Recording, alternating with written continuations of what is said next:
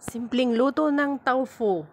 Tofu, punasan ng tissue ang tofu para matuyo. Hiwain ng 8 piraso.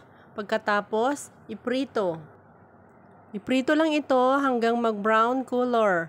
Baliktarin hanggang maluto sa loob. Makikita mo naman kung luto na. Ganyan. Tapos, kapag luto na, ilagay sa plato at itabi muna.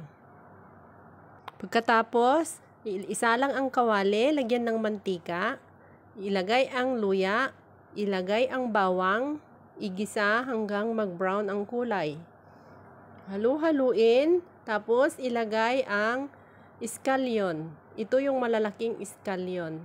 Iskalyon is yung ubod ng sibuyas.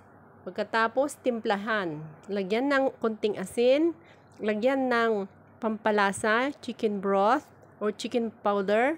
Tapos, lagyan ng tubig para maluto. Lagyan ng konting soya sauce para magkaroon ng kulay.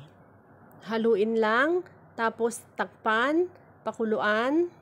Pag kumulo na, timplahan ng oyster sauce para mayroong lasa. Haluin lang ng haluin.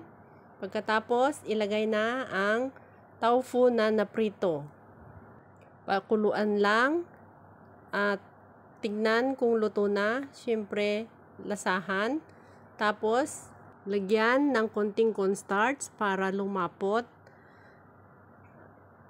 Haluin at saka tikman kung tama ba ang lasa. At yun, kapag konti na lang ang tubig, ay luto na at ilagay na ito sa plato at iserve. Yun lamang. Maraming salamat sa panonood.